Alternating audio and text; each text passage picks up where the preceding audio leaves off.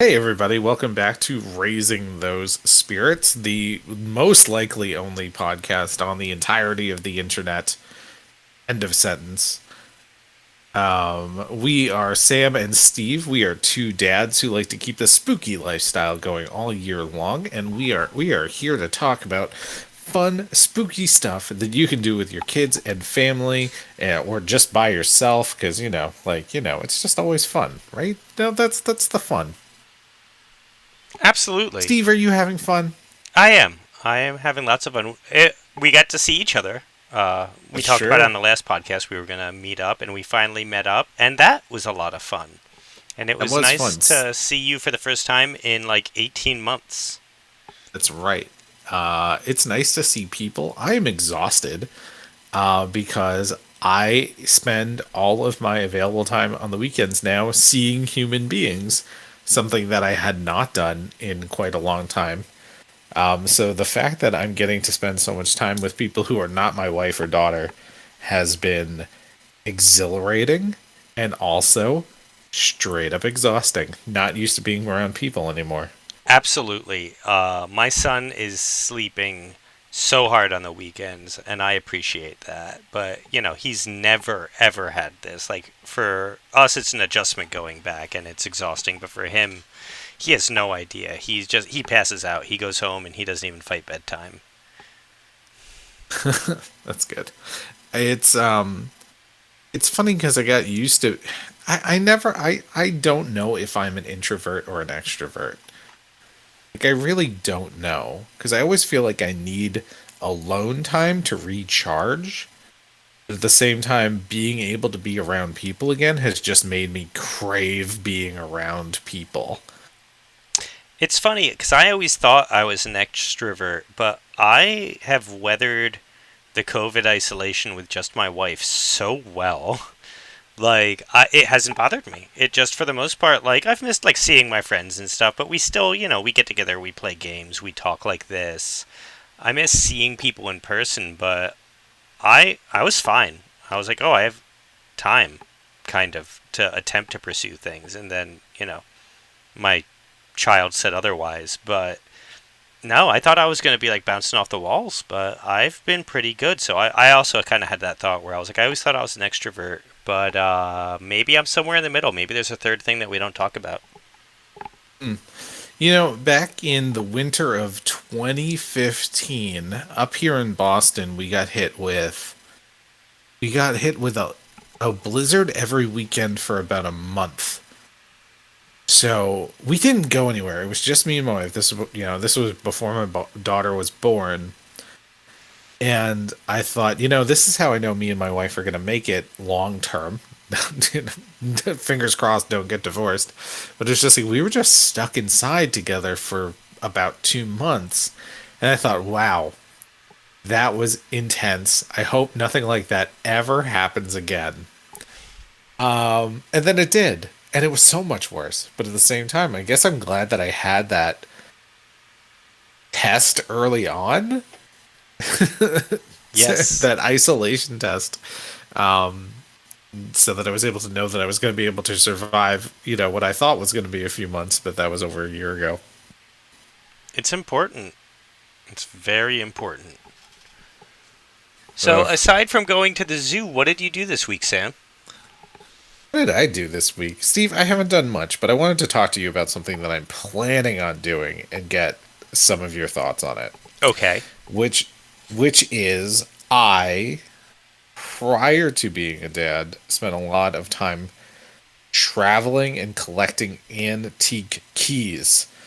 Antique skeleton keys. They're old, they're rusted metal, they are super spooky, and I have a box of them in my basement that I spent probably hundreds of dollars on collecting.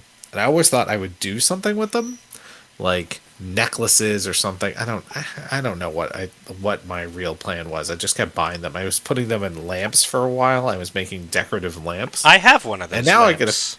you do have one of those lamps. Now I gotta figure out what to do with these boxes of keys. I'm I, thinking, what do you think? What should I do with all these keys? well, I also have a ton of antique keys. I inherited mine for the most part. I've collected one or two here and there, but when my father passed and I was cleaning out his estate, we just found boxes of old keys just everywhere, like loose keys in drawers and bags of keys. And I think he had just kind of inherited them from other family members who had passed. So we have just all these old skeleton keys to who knows what, and they're gothic looking and black and ornate and gorgeous, and they come in all these different sizes. And I've always been like, I can do something spooky with these, but I've never really sat down to look up what can I do spooky with these. But I know there's Yeah, potential. my first thought is buying just like empty picture frames and putting them in those, or buying shadow boxes and putting them in those. But it's like I have so many of them. I feel like I can do something really big, but I have no idea what it is. Also, they're like heavy metal keys, and there's a lot of them. And I'm thinking like, what can I do with this that isn't gonna like mess up my wall either? Because I can't like just have them directly on a wall or something, because they are old and rusty. I'm going to throw it out to the fans. If anyone listening has any ideas, has seen anything cool, has been on Etsy and had ideas, let us know. We are We willing. are open. Yeah, we are interested to your feedback on this. I If you have a Pinterest link that's an actual Pinterest link and not just like gonna take you on an infinite loop of link after link after link, I don't know if that's happened to you on Pinterest. Oh, so many times. What is the deal with that? It's like you shouldn't be able to Pinterest to Pinterest. I just want to get to the source article. Right. I feel like I'm just like going through, and I haven't been on Pinterest in a while, but this is one of the reasons I stopped being on Pinterest, because I was trying to get to. I was like, oh, I just want to see how to do this project, and you can never get to it. It would just bring you to like a list of other Pinterests, and then you click on the next link, and then it would just bring you to another list of Pinterests. Yeah, I've seen some fun things with the old keys. Like some people made wind chimes out of them. A few people made like bookmarks out of them that were pretty cool, but I feel like we can do more. How do you make a bookmark out of a key? The key is kind of like the weight that goes outside the book, and then you have like the thread that goes into the book to mark the page. Oh, okay. So it's got to be the little one. I thought you meant like people were like flattening the keys out until they were like a thin sheet. No, And I I did think at that point, what's the point? I You don't did even have a think key about anymore. stuff like that though, because I did used to blacksmith, and I still have access to that stuff. And I was like, could I do something cool with this smithing? And I haven't found anything that I'm willing to forge the key into. Yeah, it's like, oh, I have this cool key. I can forge it into something. But You could what? forge it into something. You're apparently a Viking. But yeah, what would it do? And it's just like, is that going to be better than the key that I have? Yeah, probably not. Not so far. It's not going to be as cool. The old key is cool. Now you did Ah, mention something with shadow boxes, and I have seen some people do some cool things displaying them with shadow boxes. But I have way too many keys. That's just one shadow box is enough. But I want to do something a little bigger than just a little display case. But I was looking at shadow boxes for another thing this week. Actually, we went to hmm. Michael's the other day for the first time. I think like since March of 2020 when everything happened. And I was looking and I found a cute awesome size shadow box. It's kind of like the size of one of those break in case of emergencies kind of ones. Hmm. And I was thinking it could be fun to do a monster themed one, like break in case of monsters, because I have that vampire steak I was telling you about a few weeks ago, and my brother is a priest and can get me holy water, and I have like an old crucifix and just like some inherited silver, because a lot of different old mythos like vampires and werewolves have the inherited silver and stuff. And I was thinking of just putting a few things like that into it and having like a break-in case of monsters, air quote, one that I could put next to like my cabinet of curios or something and show off some of my cool fun stuff, but also have it be kind of like quirky. Oh, sure. Breaking case of Goonies happens, or a monster squad breaks out. Exactly. You know what I So, have in Go. one shadow box I have. I've long thought I was going to start collecting stereographs. Are you familiar with stereographs? No. So stereographs were this like early 1900s Oh, 3D technology. yes, I love stereographs. They are really cool. Yeah, so if anybody doesn't know what it is, it's basically it was a two lens camera system from back early days of photography, and you would hold the picture, you would take a picture with the two lenses, so it would have them basically two pictures that are taken from about eye spacing apart, so that when you hold them up using a viewer, it looks like a 3D image. So they're stereographs. You can find them at pretty much any craft, any antique fair that you go to. New England is lousy with them, and they're these old like 3D imagery basically. So I always had the idea that I was going to start collecting these and doing something with them, but I never did. But I did buy one that is of the moon. So I have this a shadow box with this stereograph of the moon in it that I'm really happy with. I need to do something more with it, but it's kind of like my one little shadow box that I actually did do. That's awesome. That's a really cool shadow box. Yeah, I And gotta do something more with it. it's basically Tommy Wiseau's The Room, but in a still image. Tommy Wiseau, for The Room, famously just put two cameras directly side by side and had them recording at the same time, but one of them was SD and one of them was HD, and he used the footage from Oh both. right. So the room is weird in that it doesn't just jump between HD and SD. It also like the camera shots will suddenly jump like 2 inches to the left or the right. So he kind of did a stereograph shoot with cameras.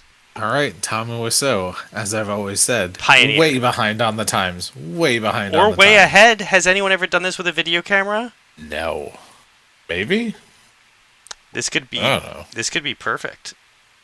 Give him a call. I'm sure he'd Someone be willing call. to give us an interview. Someone call Tommy Wiseau. We have to be at least 4 steps to Tommy Wiseau. With everyone we know, I have a friend who knows James Franco's brother.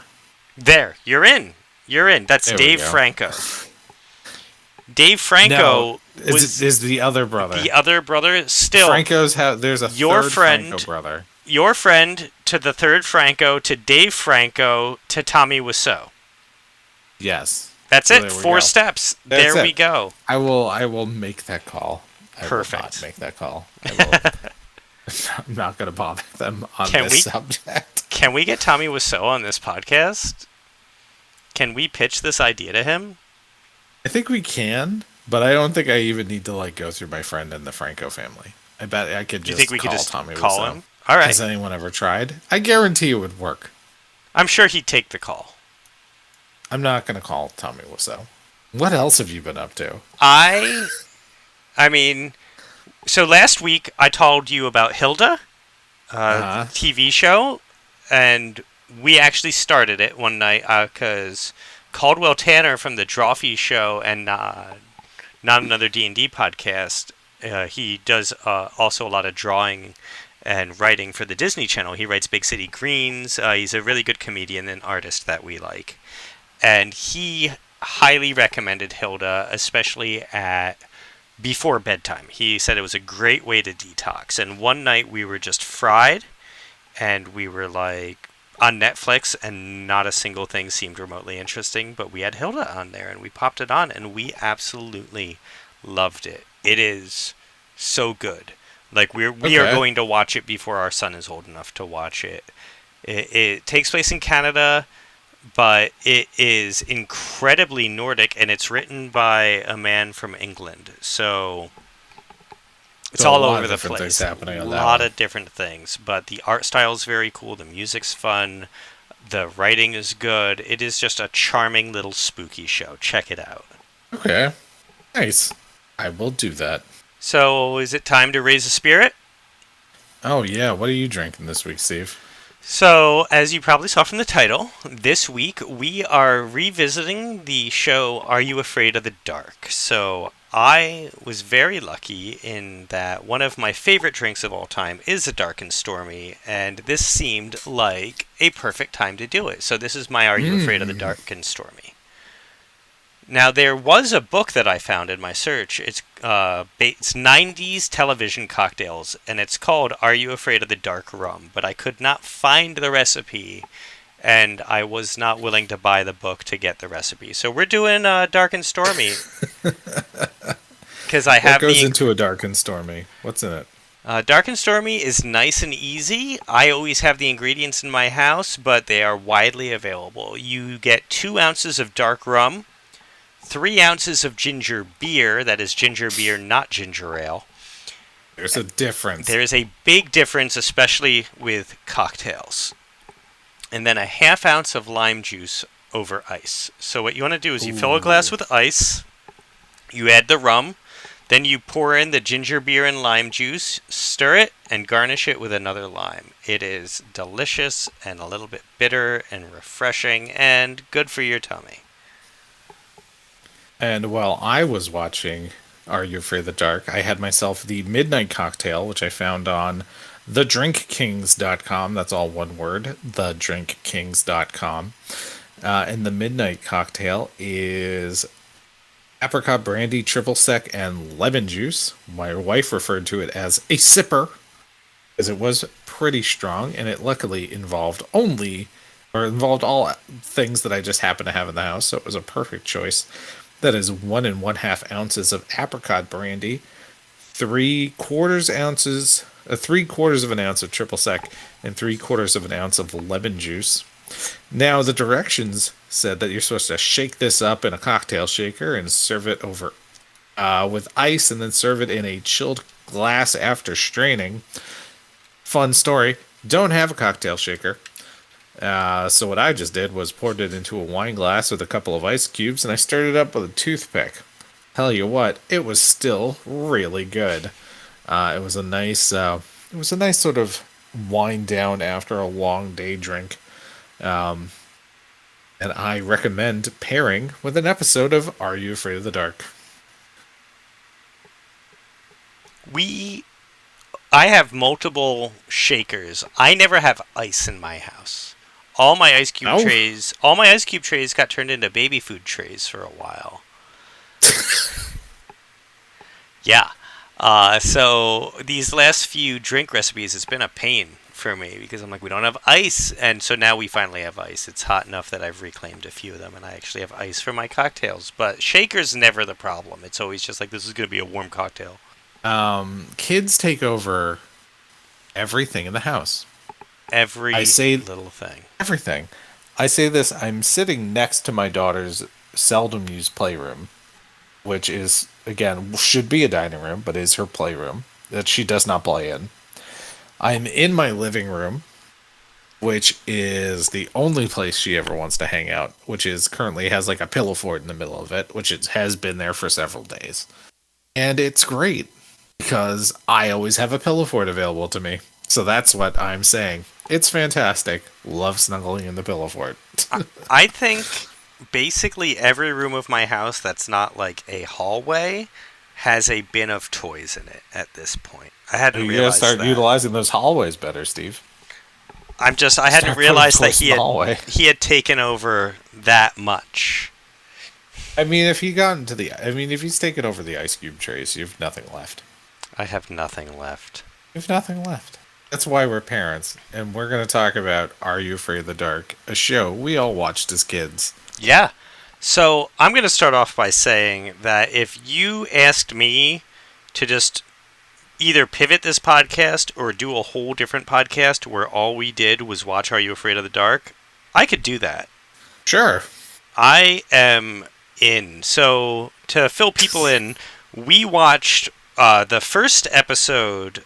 We did things differently. Usually we covered different stuff. This week we did a little mix and match. So there has been 3 iterations of Are You Afraid of the Dark over the years.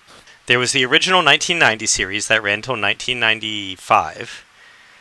Then there was a reboot of that series in 1999 that continued that story and had some people from the original in it, but was technically a reboot, and that ran for 2 seasons. And then there is the new series that came out in 2019 and is a whole new story. So what we did is we both watched the first episode of the new series, and then we went back and we watched one of the voted most popular episodes of the original series. And so we're going to talk about both of those episodes, but then we each went back individually and picked one episode that stood out from our childhoods to bring to the table, very Midnight Society-esque, and we'll talk about them as well. But for the first time ever, we've actually covered a lot of the same content, and we're going to kind of give our opinions on the same thing. It's a format shift. So do you want to start with the new Are You Afraid of the Dark or the original Are You Afraid of the Dark? Let's start with the original Are You Afraid of the Dark? Let's go chronologically here. All right. So the episode that we watched together was from The Tale of the Dead Man's Float. There we go. I got tongue-tied there. So the episode that we chose from the original, I looked up a lot of lists, so did Sam, like the 10 best, the 10 most popular episodes of the original Are You Afraid of the Dark? And everyone had their own opinions, but usually in the top 5, if not in the top 2 slots, these lists had Tale of the Dead Man's Float. And I think everyone I looked at, it at least made the top 10. So it is from season 5, episode 1, which honestly I was surprised about because this episode I've always remembered. Like, I was reading the synopsis of a lot of episodes and like I remembered them roughly as I was reading them, but I actually think about this episode sometimes. So for it to be the last season, I was surprised because usually last season episodes are, it's on the way out. This season got canceled for a reason. So I was kind of impressed that it's their final season started off with a bang. Oh yeah, no. I mean, this episode, it really does stand out as one of the ones I remember the most clearly from when I watched it the first time. Because what'd you say it was in 1995? 1995. So we were about 10 years old. So I wonder if it's that is a big part of it, because it came in at the point when we were actually like the appropriate age to be watching the show. Because I was watching the show from the inception of it, like I think from the first season. So I was probably a bit too young.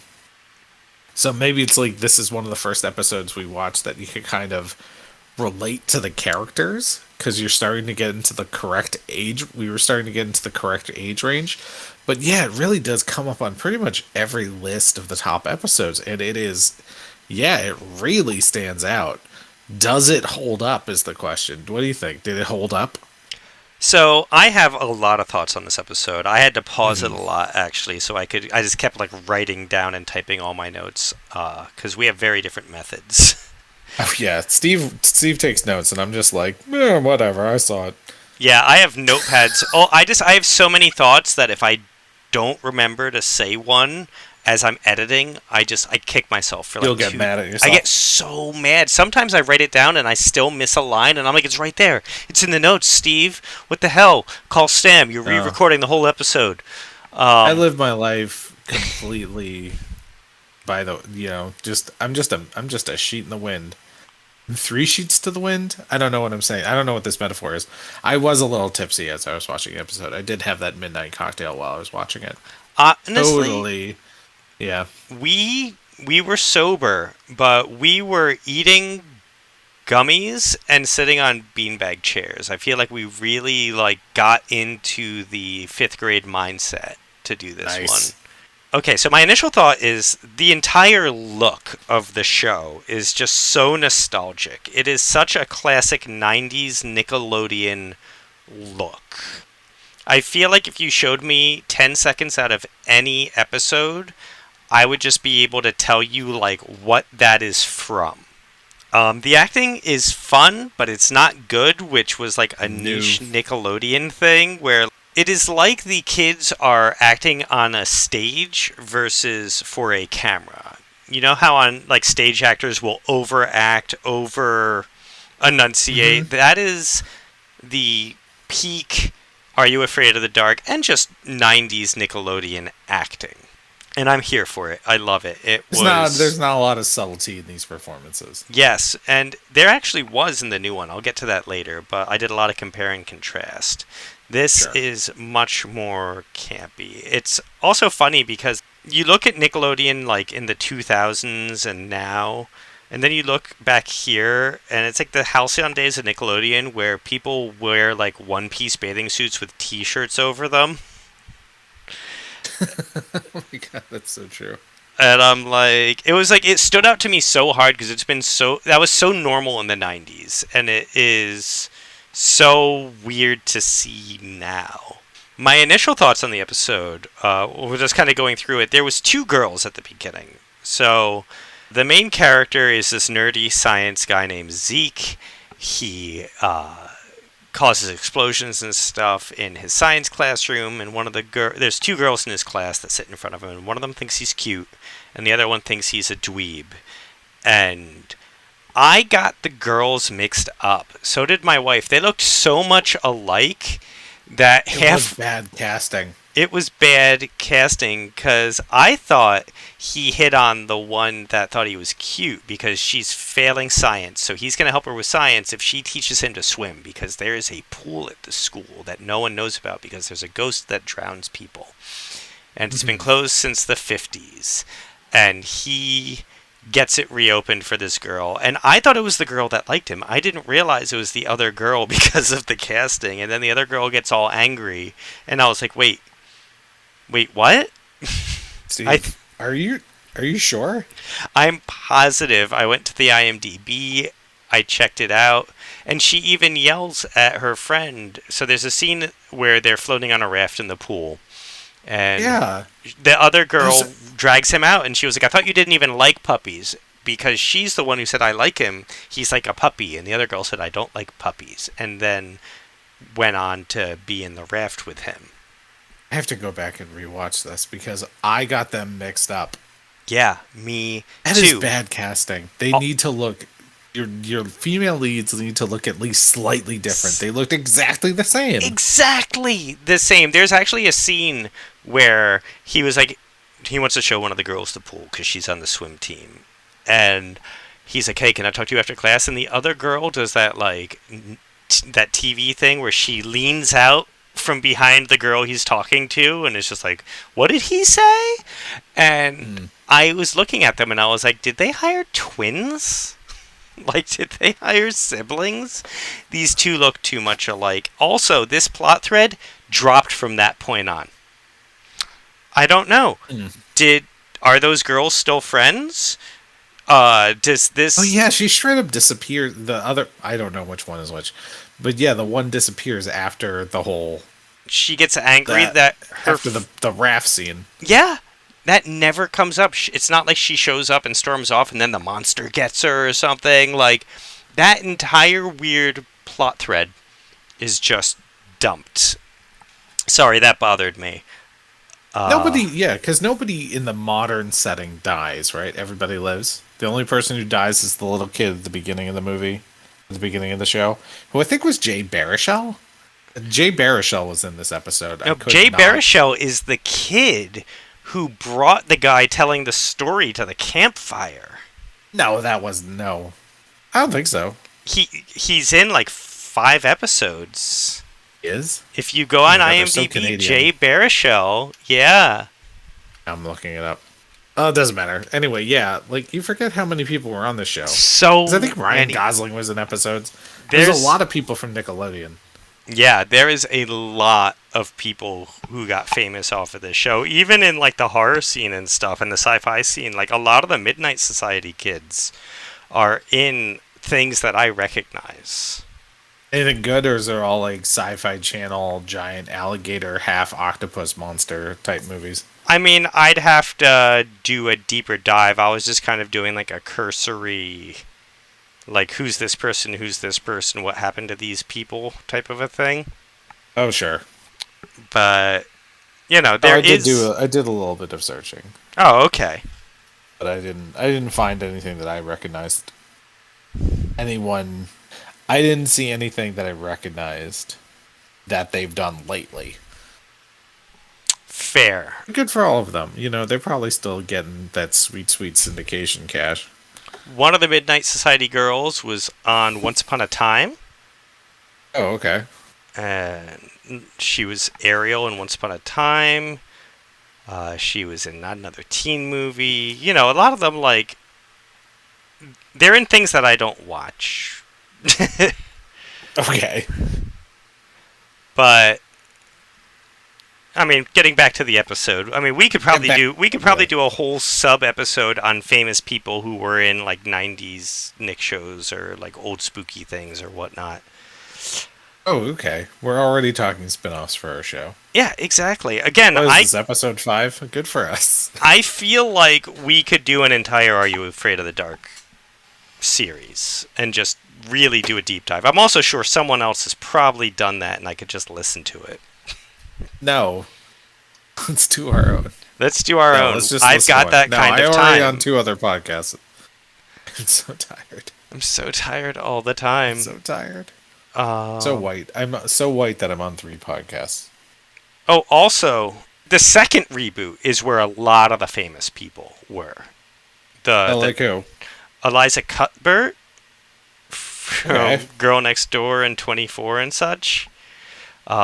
Vanessa Lenges, who was in Stick It and Waiting. I didn't see either of those movies. I didn't see Waiting. I feel like I should have seen Waiting, but I never did. Don't watch it. The thing is, like, I'm not even saying don't watch it because it was bad. I'm saying, like, it's one of those things that was, like, funny in the year 2003. Ugh. You know what I mean? Yeah. And no, even stuff then, I from was that- like, this is, you know, like, problematic. It got laughs, but, you know, even then you knew it wasn't going to age well.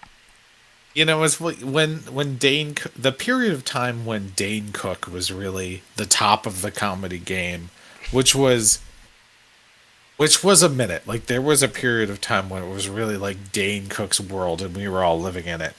The comedy from that period of time has aged terribly, and I can't speak to any like real degree because honestly, I didn't watch it. I didn't watch Waiting. Yeah. Getting into, I guess it probably like just before Hangover. And I feel like including Hangover, just really they all come from that era of comedy that I feel like at the time we knew how poorly it was aging. And did nothing. Like, No, it's such a terrible period of time for comedy. Like, it's not funny. That stuff isn't funny. I can't rewatch it. you know what is funny? Stick It. The other movie I mentioned with her. It is I don't know that. incredibly. Oh my god, it's Jeff Bridges. It's the gymnastics movie. My wife has yes. watched. Okay, now I remember it. The gymnastics movie. It is actually very funny. I think Okay. I think you might enjoy it. Me and my wife really like it. It has just I think now that I have a daughter, I could appreciate it more than I would have. yes. Okay, we're gonna have a Stick It movie night. So anyway, I recognize a lot of people from the second series, but you do have a lot of people that do show back up. And yeah, Jay Baruchel is in series 1 and 2. He's Alex. He's the little kid who brings the other guy with the hat over his Oh, okay. Yeah. That kid was a little bit of a creep. Yeah, well, I mean, he was like 10. No, not the. I mean, the kid with the. Oh, the the hood kid who over told his the eyes. story? The Yeah, grunge who kid? told us- He was like wet the whole time. Yeah. What the f was that? He was like wet. He looked uncomfortable. And he made a pass at the other girl, Kiki. I think that character's name is. And he makes a really terrible pass at her, and I was just like, they are right not to vote you into this group right now. You are being not cool, man. They were trying to make him like the Nickelodeon Judd Apatow. Not Judd Apatow, Judd Nelson from Oh, okay, that makes much more sense. much more sense. Yeah. No, It was yeah, I know what you mean. Okay. Oh, he was the kid in the pool. That's what I thought. Yeah, he's not. I think that other kid was like really, really Italian. But Maybe. Jay Baruchel is very Canadian. I think he's the kid in the pool. Yeah. He is. I looked it up. You were right. I'm wrong, but he is still in a ton of episodes in the old and the middle series, which is what threw me. But yeah, that Oh, kid, so- was just the Judd Nelson from The Breakfast Club of Are You Afraid of the Dark? Yeah, really uncomfortable.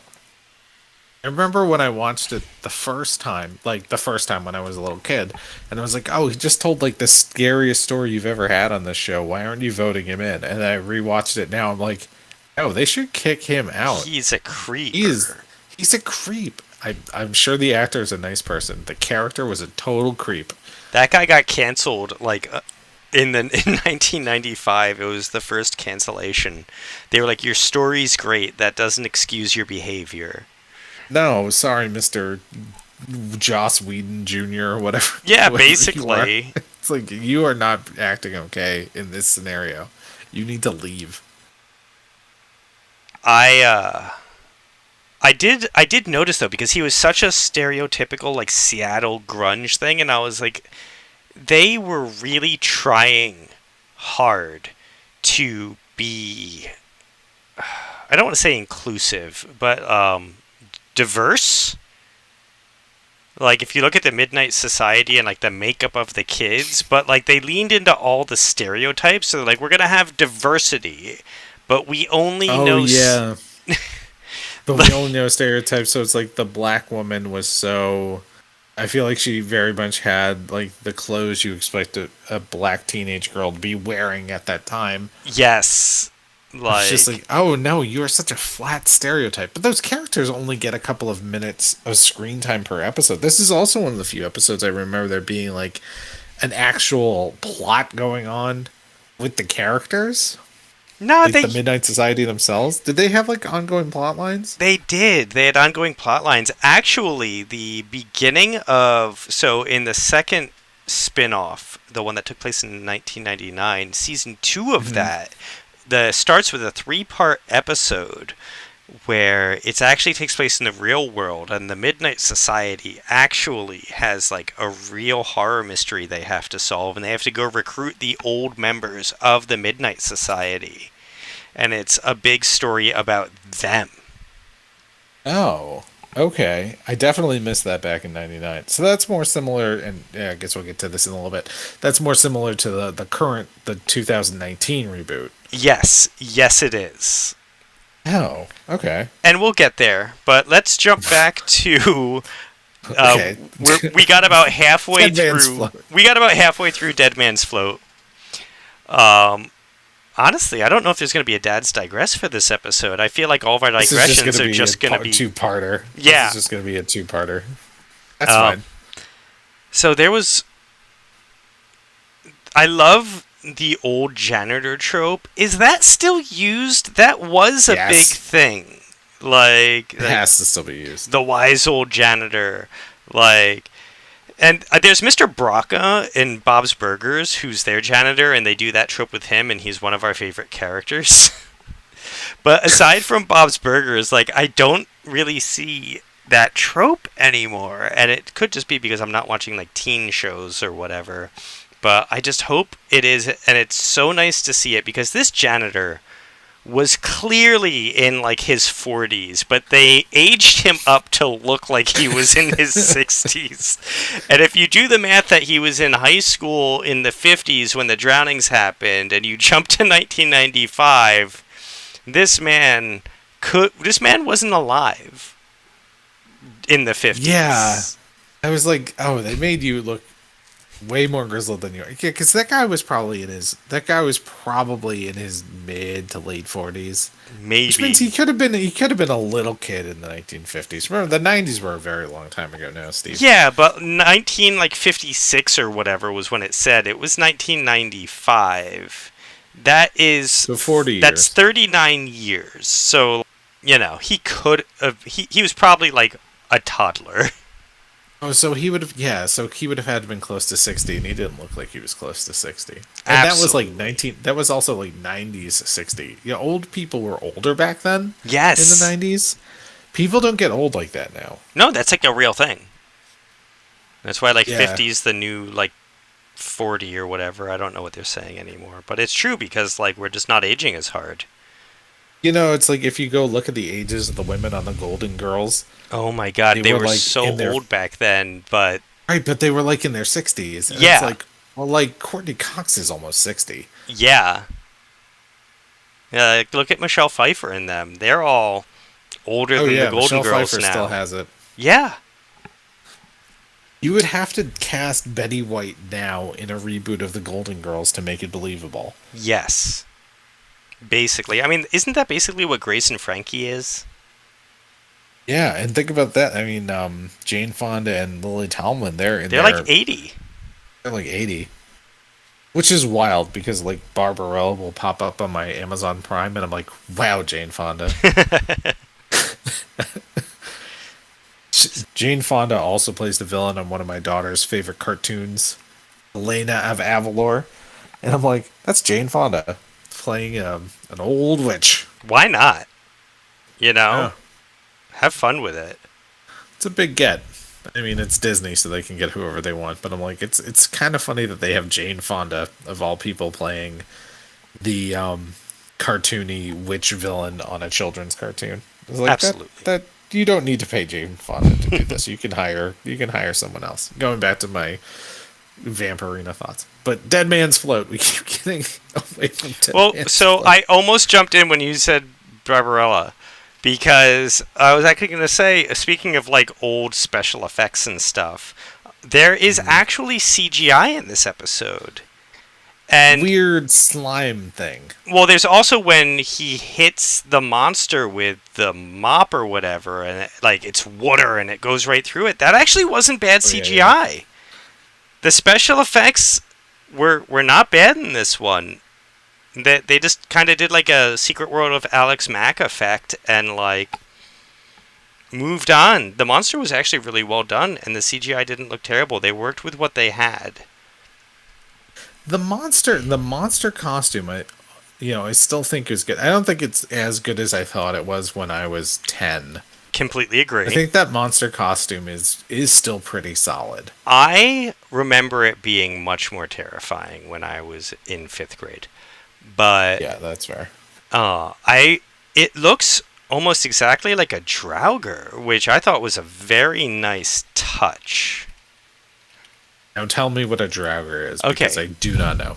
Draugr is an it's from the Old Norse. It is basically a Here, I think. zombie of a drowned warrior or sailor or something. So it's kind of like a water. It's an aquatic zombie. Water zombie. Is the most bare bones version. There's a few different versions of it. Sometimes they come out of mounds and stuff like that, but typically it has something to do with like water. And so yeah, but it had like the big beard looking thing. It kind of had like almost like a Viking look without the armor or anything. It looked, if you look up like pictures of Draugr and then look up the I don't even know monster, how to spell it. How do you spell Draugr? Draugr. Oh, sure. Okay. Yeah, I'll give you that. Like he Okay, now has that like I've Googled it. the beard and the skull with the hollow sockets, and he's got like that vest hanging off of him. It is very Draugr-esque, and it is like I'm looking at some pictures of it now, and I remember it looking a little more skeletal as a kid. But well, here's another thing that my wife and I talked about. Hmm. It looked, because we both agreed it was much scarier in 1995.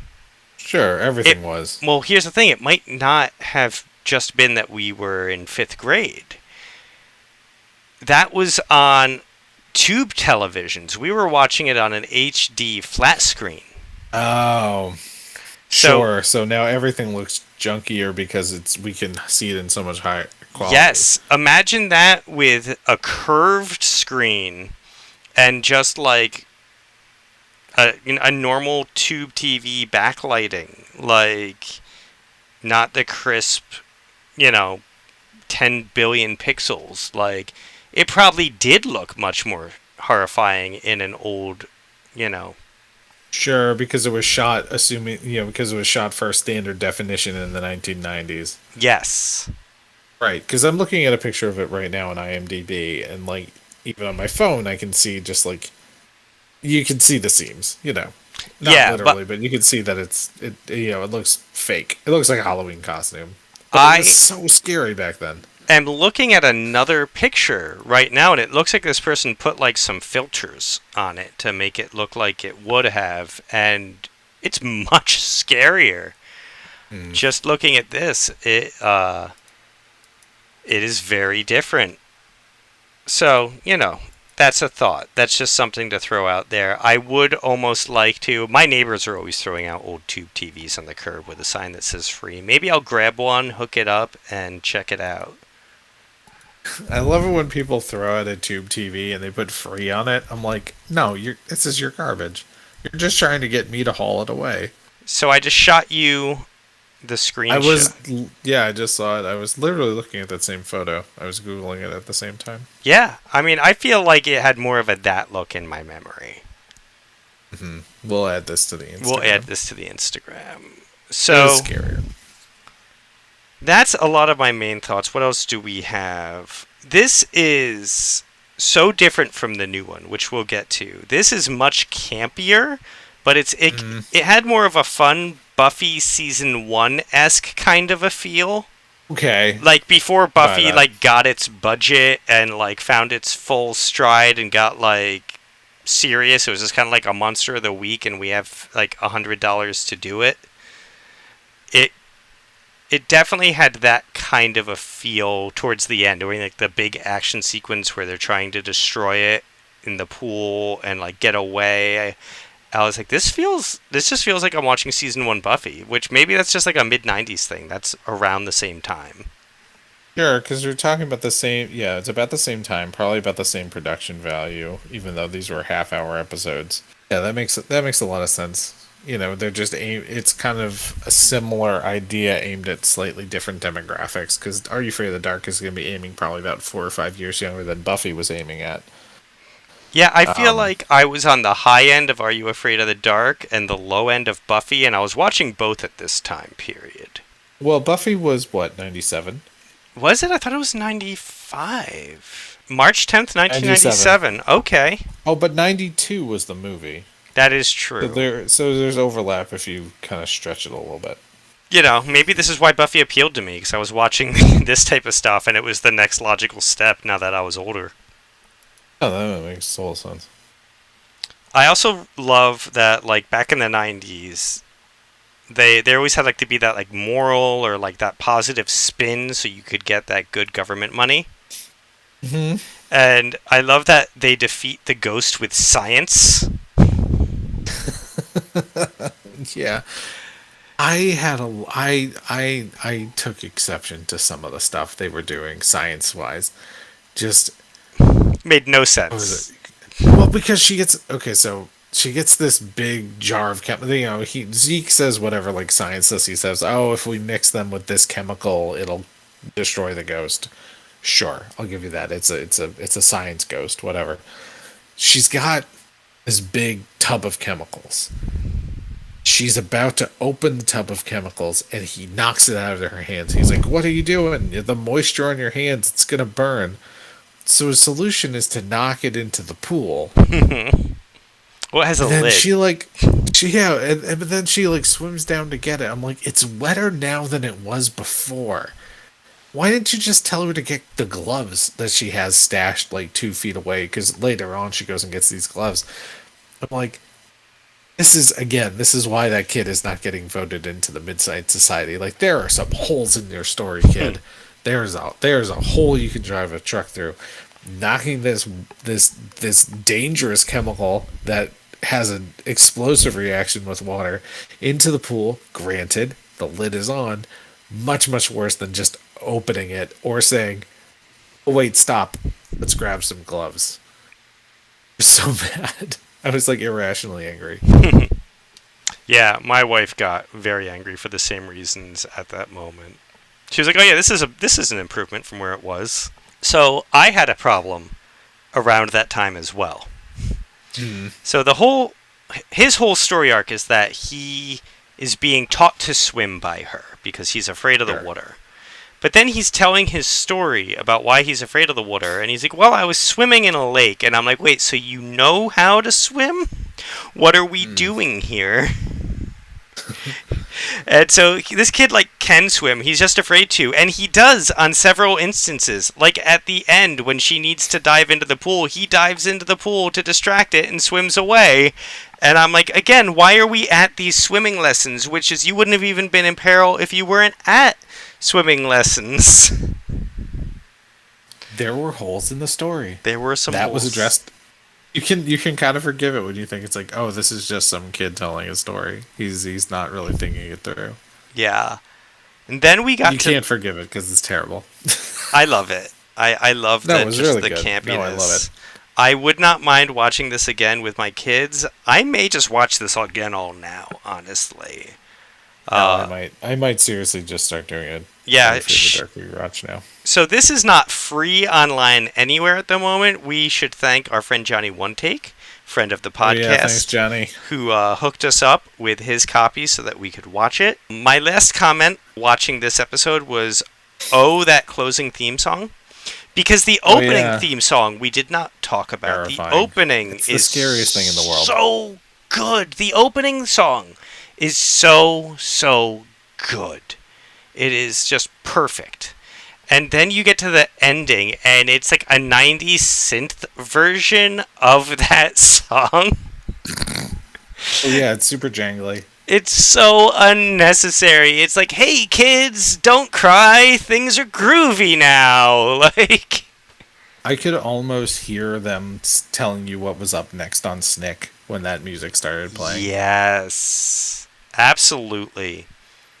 So that's my thoughts on Dead Man's Float. Not as scary as I remember it, but I'm also a grown ass No. man and I was watching it on like Super HD.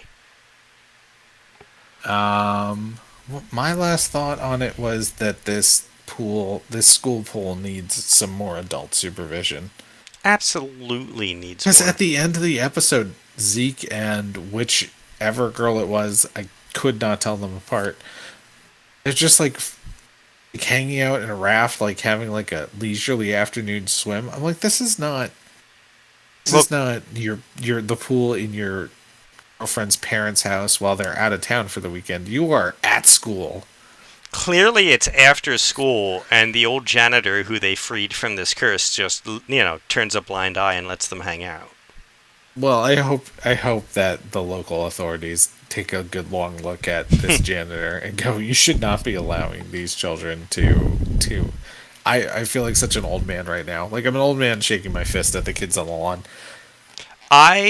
In my next Go episode, somewhere else. In my next episode, most of my problems with the episode were parent based. As a parent, Okay. I was just like, where are the adults? And we are going to talk more about that next week. As it turns out, this episode and the recording of this episode ended up running a bit long. So we're going to do things a little differently than usual. Yeah, we didn't digress a lot this week. Normally I take all the extra kind of stuff that we go off topic and rant about, but it was all pretty topical this week. So instead of doing it for Dad's Digress next week, we will just cover the second half of this episode for Dad's Digress. So there won't be drinks or anything per normal Dad's Digress format, but we will continue where we left off. So now you've heard our first thoughts on, as we've decided, the most popular episode, but what are we doing after this? Next, after this, we are going to be talking about the most recent Are You Afraid of the Dark reboot from 2000. Didn't it start 2019? I think it started in 2019. That is currently running. And we'll also each cover one of our most memorable episodes from our childhood that one of us watched but the other did not. Yep. So we got a lot of good stuff coming up for you next week. Enjoy it. So I hope you enjoy our first two-parter, kind of an impromptu two-part episode. We had a lot of thoughts. We did. Where can they find us until then, Sam? Well, they can find us on the internet, which they're on now, clearly. We are on SoundCloud, we're on YouTube, we're on Spotify right now. You can find us on Facebook, and you can find us on Twitter and Instagram at RTSpiritsPod. All right. We'll talk to you next week. Thank you for joining us. See you then.